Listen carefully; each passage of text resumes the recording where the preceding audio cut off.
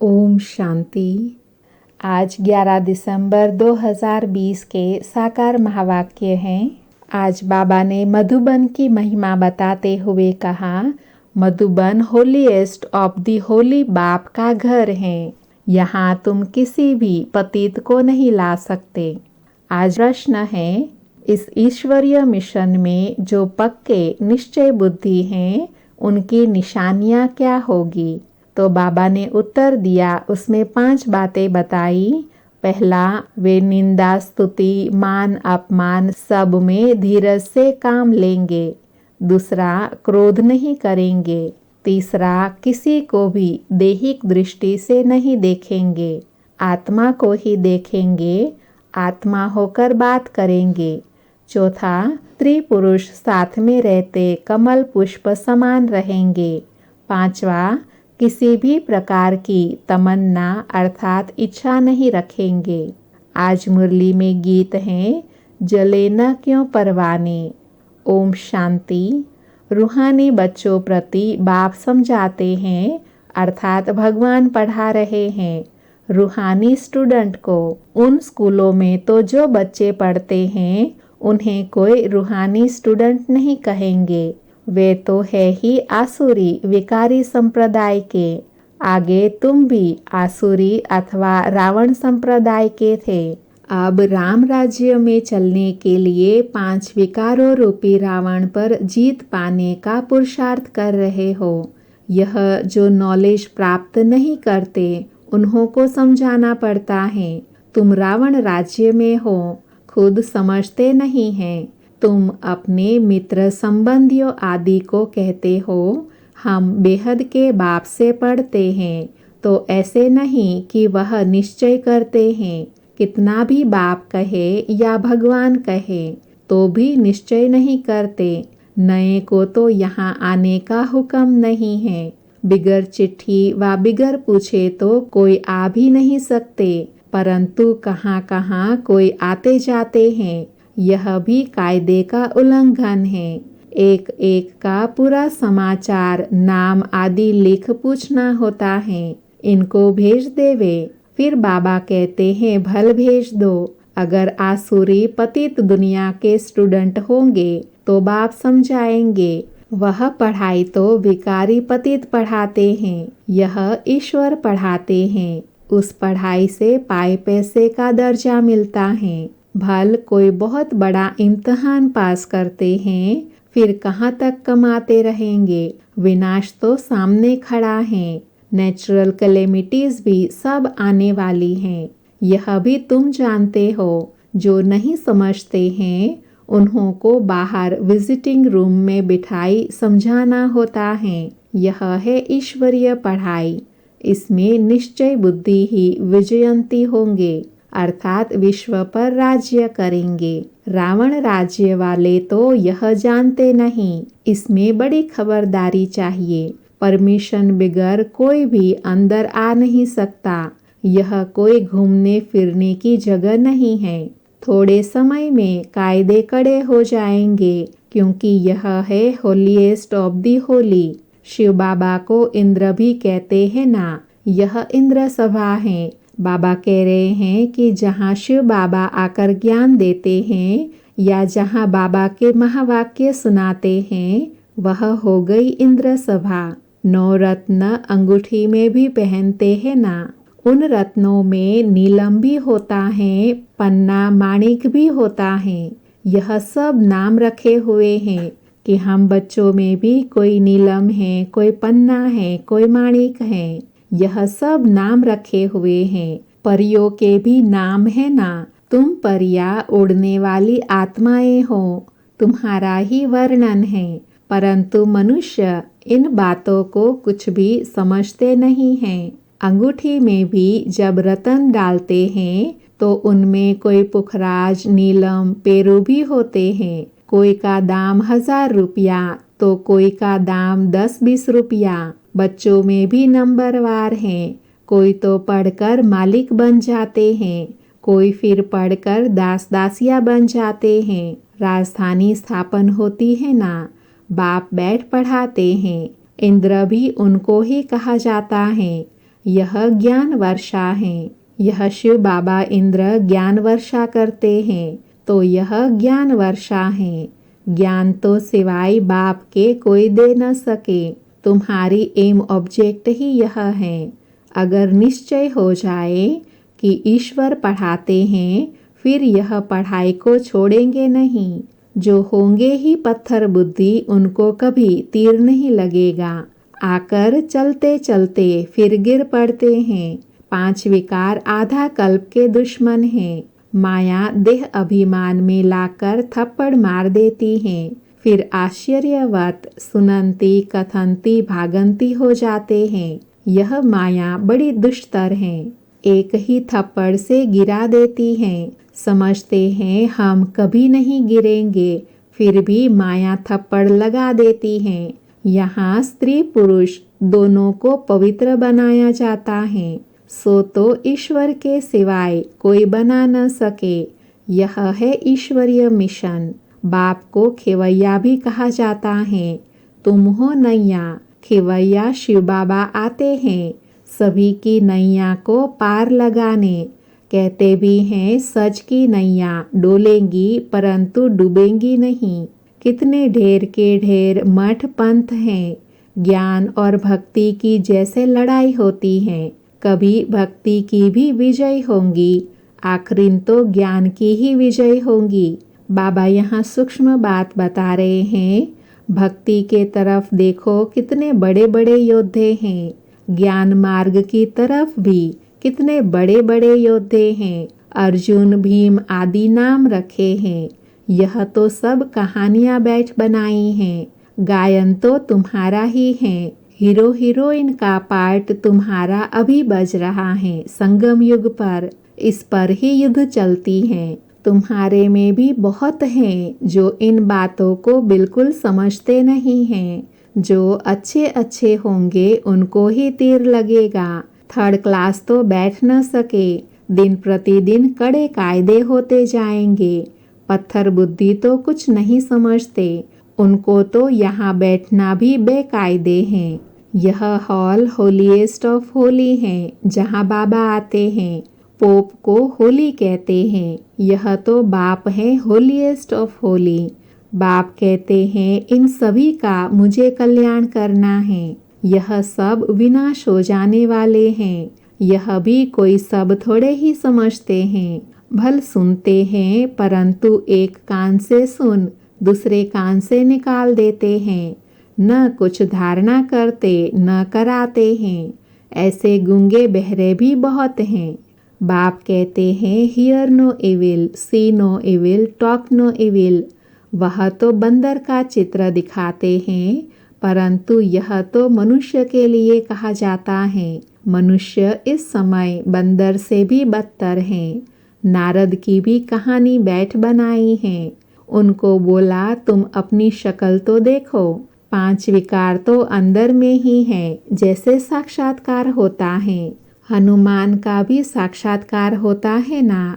बाप कहते हैं कल्प कल्प यह होता है। सतयुग में यह कुछ भी बातें होती नहीं। यह पुरानी दुनिया ही खत्म हो जाएंगी। जो पक्के निश्चय बुद्धि हैं वह समझते हैं कल्प पहले भी हमने यह राज्य किया था। बाप कहते हैं बच्चे अब देवी गुण धारण करो, कोई बेकायदे काम नहीं करो। स्तुति निंदा मान अपमान सब में धीरज धारण करना है। क्रोध नहीं होना चाहिए। तुम कितने ऊंच स्टूडेंट हो। भगवान बाप पढ़ाते हैं, वह डायरेक्ट पढ़ा रहे हैं, फिर भी कितने बच्चे भूल जाते हैं क्योंकि साधारण तन है ना। बाप कहते हैं देहधारी को देखने से तुम इतना उठ नहीं सकेंगे। आत्मा यहाँ भ्रकुटी के बीच में रहती है। आत्मा सुनकर कांध हिलाती है। हमेशा आत्मा से बात करो। तुम आत्मा इस शरीर रूपी तखत पर बैठी हो। तुम तमो प्रधान से सतो प्रधान बनो। अपने को आत्मा समझ। बाप को याद करने से देह का भान छूटता जाएगा। आधा कल्प का देह अभिमान रहा हुआ है। इस समय सब देह अभिमानी हैं। बाप कहते हैं देही अभिमानी बनो, आत्मा ही सब कुछ धारण करती है, खाती पीती सब कुछ आत्मा करती है। बाप को तो अभोक्ता कहा जाता है, वह है निराकार। यह शरीरधारी सब कुछ करते हैं ब्रह्मा बाबा, वह अर्थात शिव बाबा खाते पीते कुछ नहीं, अभोक्ता हैं। तो इसकी फिर वो लोग कॉपी बैठ करते हैं, कितना मनुष्यों को ठगते हैं। तुम्हारी बुद्धि में अभी सारा ज्ञान है, कल्प पहले जिन्होंने समझा था वही समझेंगे। बाप कहते हैं मैं ही कल्प कल्प आकर तुमको पढ़ाता हूँ और साक्षी हो देखता हूँ। नंबरवार पुरुषार्थ अनुसार जो पढ़ा था वही पढ़ेंगे। टाइम लगता है, कहते हैं कलयुग अभी 40,000 वर्ष शेष हैं, तो घोर अंधियारे में है ना। इनको अज्ञान अंधियारा कहा जाता है। भक्ति मार्ग और ज्ञान मार्ग में रात दिन का फर्क है, यह भी समझने की बातें हैं। बच्चे बड़ी खुशी में डूबे हुए रहने चाहिए, सब कुछ है, कोई तमन्ना नहीं। जानते हैं कल्प पहले मिसल हमारी सब मनोकामनाएं पूरी होती हैं, इसलिए पेट भरा हुआ है, अर्थात दुनियावी कोई इच्छाएं नहीं। जिनको ज्ञान नहीं उनका थोड़े ही पेट भरा होगा। कहा जाता है खुशी जैसी खुराक नहीं, जन्म जन्मांतर की राजाई मिलती है। दास दासिया बनने वालों को इतनी खुशी नहीं रहेंगी, पूरा महावीर बनना है, माया हिला न सके। बाप कहते हैं आँखों की बड़ी संभाल करनी है, क्रिमिनल दृष्टि न जाए। स्त्री को देखने से चलाईमान हो जाते हैं। अरे तुम भाई बहन कुमार कुमारी हो ना, फिर कर्म इंद्रिया चंचलता क्यों करती। बड़े बड़े लखपति करोड़पति को भी माया खलास कर देती हैं, गरीब को भी माया एकदम मार डालती हैं। फिर कहते हैं बाबा हमने धक्का खाया। अरे 10 वर्ष के बाद भी हार खा ली, अब तो पाताल में गिर पड़े। अंदर में समझते हैं इनकी अवस्था कैसी है। कोई कोई तो बड़ी अच्छी सर्विस करते हैं। कन्याओं ने भी भीष्म पिता आदि को बाण मारे हैं ना, ज्ञान बाण। गीता में थोड़ा बहुत है, यह है ही भगवानुवाच। अगर कृष्ण भगवान ने गीता सुनाई तो फिर ऐसा क्यों कहते, मैं जो हूँ जैसा हूँ कोई विरला जानते। कृष्ण यहाँ अर्थात साक्षात हो तो पता नहीं क्या कर देते। कृष्ण का शरीर तो होता ही है सतयुग में, यह नहीं जानते कि कृष्ण के बहुत जन्मों के अंत के शरीर में प्रवेश करता हूँ। कृष्ण के आगे तो जट सब भाग आए। पोप आदि आते हैं तो कितना झुंड आदि इकट्ठा होता है। मनुष्य यह थोड़े ही समझते हैं कि इस समय सब पतित तमोप्रधान हैं। मनुष्य यह थोड़ी ही समझते हैं कि इस समय सब पतित तमोप्रधान हैं। कहते भी हैं हे पतित पावन आओ, परंतु समझते नहीं कि हम पतित हैं। बच्चों को बाप कितना अच्छी रीति समझाते हैं। बाबा की बुद्धि तो सब सेंटर्स के अनन्य बच्चों तरफ चली जाती है। जब जास्ती अनन्य बच्चे यहाँ आते हैं मधुबन में तो फिर यहाँ देखता हूँ, नहीं तो बाहर में बच्चों को याद करना पड़ता है, उनके आगे ज्ञान डांस करता हूँ। मेजॉरिटी ज्ञानी तो आत्मा होते हैं तो मज़ा भी आता है, नहीं तो बच्चियों पर कितना अत्याचार होते हैं, कल्प कल्प सहन करना पड़े। ज्ञान में आने से फिर भक्ति भी छूट जाती है। घर में समझो मंदिर है, स्त्री पुरुष दोनों भक्ति करते हैं। स्त्री को ज्ञान की चटक लग जाती है और भक्ति छोड़ देती तो कितना हंगामा हो जाएगा। विकार में भी न जाए, शास्त्र आदि भी न पढ़े तो झगड़ा होगा ना। इसमें विघ्न बहुत पड़ते हैं और सत्संग में जाने के लिए रोकते नहीं हैं।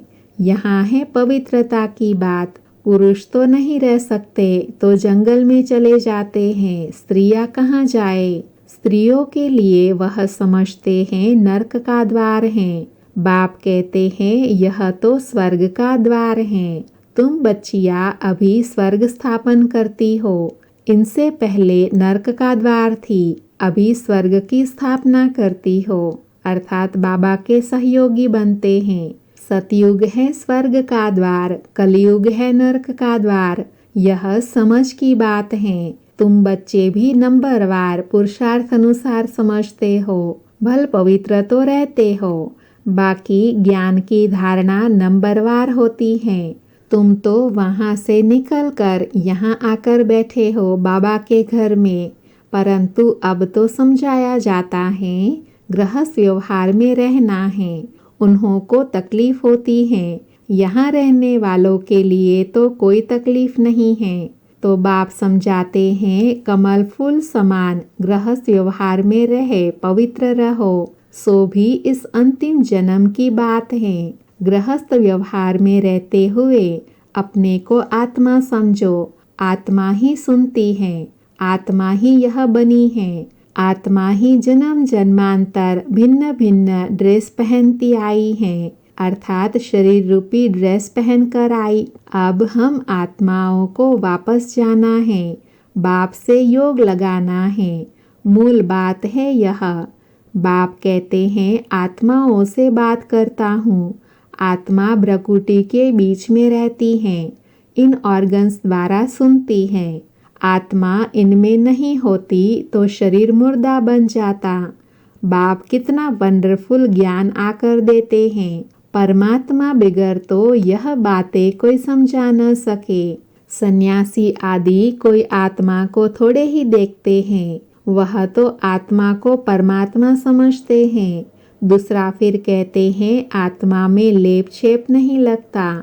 शरीर को धोने गंगा में जाते हैं, यह नहीं समझते आत्मा ही पतित बनती है, आत्मा ही सब कुछ करती है। बाप समझाते रहते हैं यह मत समझो हम फलाना हूँ, यह फलाना है, नहीं सब आत्माएं हैं। जाति पाति का कोई भेद नहीं रहना चाहिए। अपने को आत्मा समझो। गवर्नमेंट कोई धर्म को नहीं मानती, यह सब धर्म तो देह के हैं, परंतु सब आत्माओं का बाप तो एक ही है, शिव बाबा। देखना भी आत्मा को है। सभी आत्माओं का स्वधर्म शांत है। अच्छा, मीठे मीठे सिकिल थे बच्चों प्रति माता पिता बाप दादा का याद प्यार और गुड मॉर्निंग। रूहानी बाप की रूहानी बच्चों को नमस्ते। हम रूहानी बच्चों की रूहानी माता पिता बाप दादा को याद प्यार गुड मॉर्निंग और नमस्ते। आज की सारी मुरली से धारणा के लिए सार हैं। उसमें पहला है जो बात काम की नहीं है उसे एक कान से सुन दूसरे कान से निकाल देना है। Hear no evil, see no evil, talk no evil. बाप जो शिक्षाएं देता है उसे धारण करना है। दूसरा है कोई भी हद की तमन्नाएं नहीं रखनी है। आँखों की बड़ी संभाल करनी है, क्रिमिनल दृष्टि न जाए। कोई भी कर्म इंद्रिया चलायमान न हो, खुशी से भरपूर रहना है। आज बाबा ने वरदान दिया अटेंशन रूपी घृत द्वारा आत्मिक स्वरूप के सितारे की चमक को बढ़ाने वाले आकर्षण मूर्त भव। वरदान का स्पष्टीकरण है जब बाप द्वारा नॉलेज द्वारा आत्मिक स्वरूप का सितारा चमक गया तो बूझ नहीं सकता, लेकिन चमक की परसेंटेज कम और ज़्यादा हो सकती है। यह सितारा सदा चमकता हुआ सबको आकर्षित तब करेगा जब रोज अमृत वेले अटेंशन रूपी घृत डालते रहेंगे। जैसे दीपक में घृत डालते हैं तो वह एक रस जलता है, ऐसे संपूर्ण अटेंशन देना अर्थात बाप के सर्वगुण व शक्तियों को स्वयं में धारण करना। इसी अटेंशन से आकर्षण मूर्त बन जाएंगे। आज का स्लोगन है बेहद की वैराग वृत्ति द्वारा साधना के बीज को प्रत्यक्ष करो। बेहद की वैराग वृत्ति द्वारा साधना के बीज को प्रत्यक्ष करो। ओम शांति।